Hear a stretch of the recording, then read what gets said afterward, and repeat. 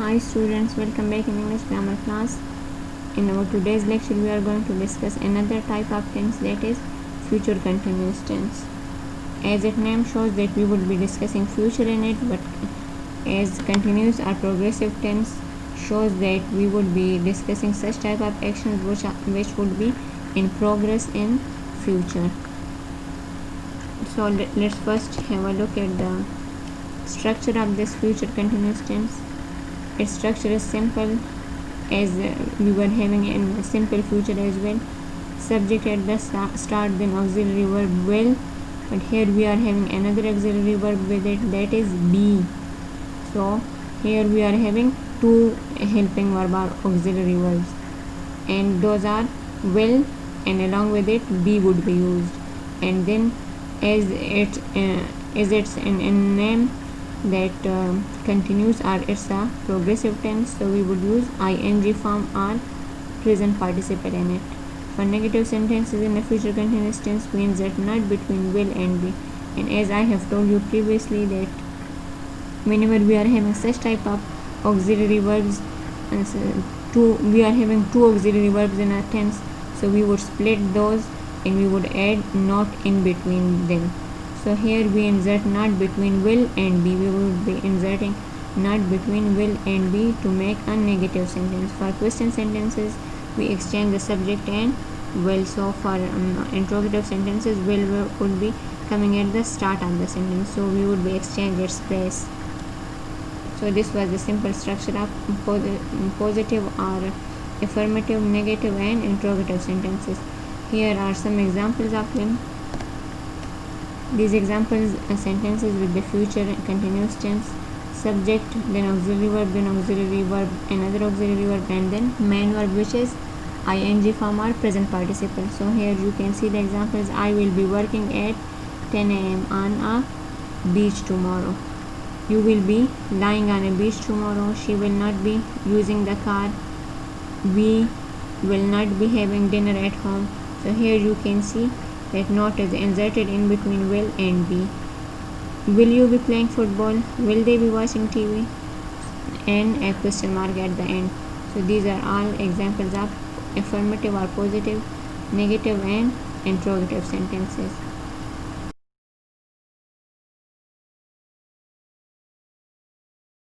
As you know, previously in future, simple future or future indefinite tense, we have discussed that we used be plus going to and then going not like ing form after that, as you can see.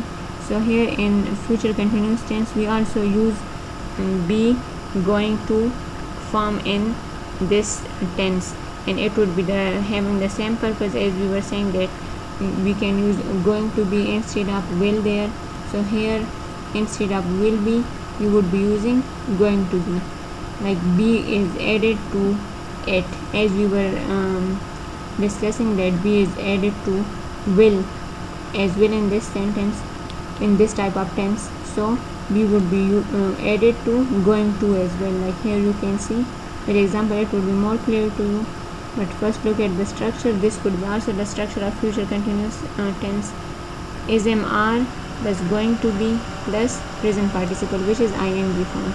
In example, you can see you are going to be waiting for her when her plane arrives tonight. So here you can see you are going to be waiting for her. Here you can also say that you will be waiting for her when her plane arrives tonight, but we can use are going to be instead of it. You are going to be waiting for her when her plane arrives tonight. Are you going to be waiting for her when her plane arrives tonight? It's a question sentence or interrogative sentence.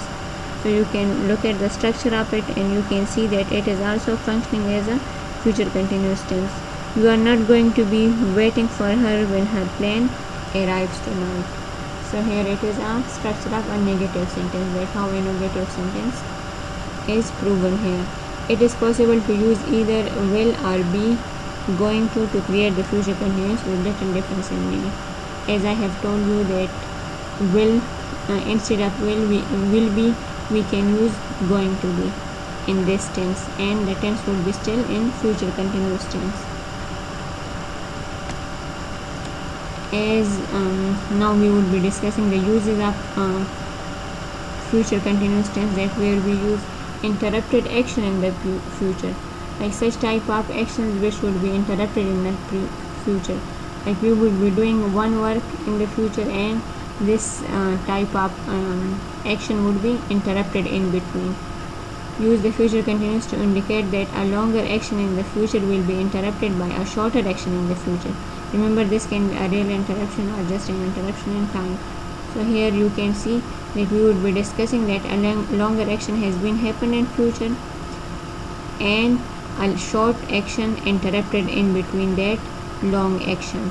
So that's why we would be using future continuous tense for it.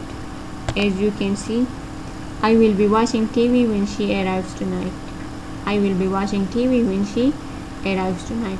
So here, like obviously she is playing for tonight, that I will be watching TV at that time whenever she would be arriving. So I will be watching TV at that time.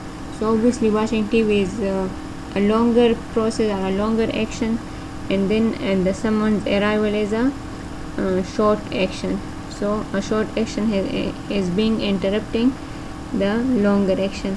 I will be waiting for you when your bus arrives. So here again you can see I will be waiting for you when your bus arrives.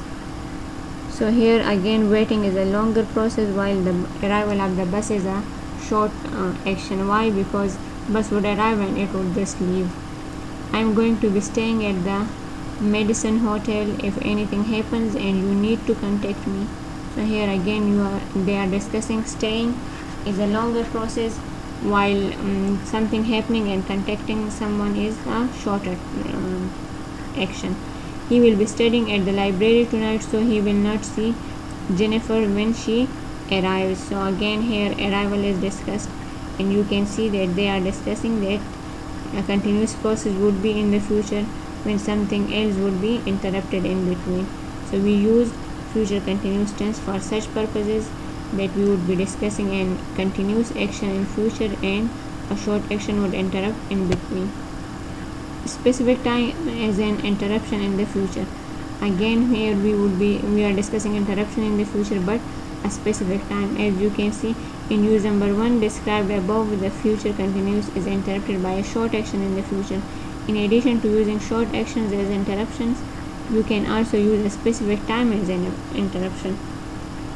Like at that time we just discussed the action, the arrival of someone or the arrival of bus. We just discussed those short actions, but they are saying that a specific time can also be used as an interruption in longer action. As you can see in examples, tonight at 6 p.m. I am going to be eating dinner. I will be in the process of eating dinner. What are they discussing? That I will be in the process of eating dinner at which time?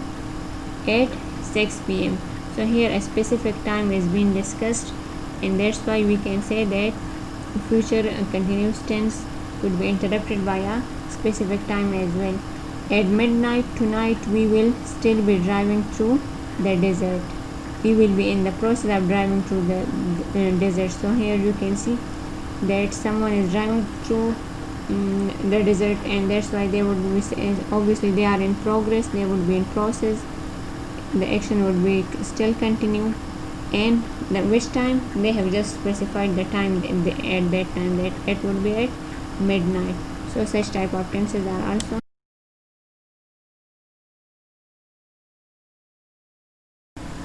discussed in future continuous tense. Another usage of it is that it could be used for parallel actions in the future. Parallel actions mean the actions which are going to be happen at the same time. When you use the future continuous with two actions in the same sentence, it expresses the idea that both actions will be happening at the same time. The actions are parallel. So whenever you are discussing two actions, that those two actions would be happening in future, and if those actions would be happening at the same time, so we discussed it in future continuous tense to discuss the parallel actions. As you can see in examples, I am going to be studying and he is going to be making dinner. So these two actions are going to be happening at the same time, that I would be studying and the other person would be making dinner. Tonight they will be eating dinner, discussing their plans and having a good time. So here again you can see they have discussed parallel actions at the same time. While Ellen is reading, Tim will be watching television.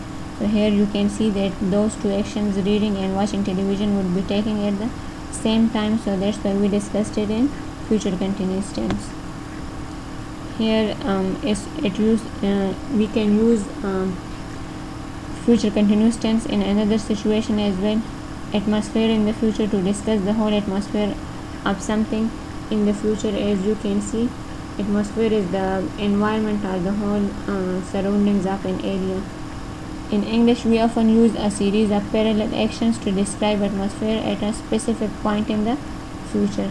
So here you can say that they are discussing that there could be even more than two actions happening at the same time, and that would be a series of actions. So it would be discussing the whole or atmosphere of a specific event or a specific area. As you can see here, they have discussed the atmosphere of a party. And an example, when I arrived at the party, everybody is going to be celebrating, some will be dancing, others are going to be talking, a few people will be eating pizza, and several people are going to be drinking beer. They always do the same thing. So obviously in parties, like, the person know that in party all these things are going to be happen. So that's why he is just discussing it, that the whole atmosphere of the party, that it will be like this. So for such type of discussion we use future continuous tense. Hope this lecture would be clear to you. See you in my next class.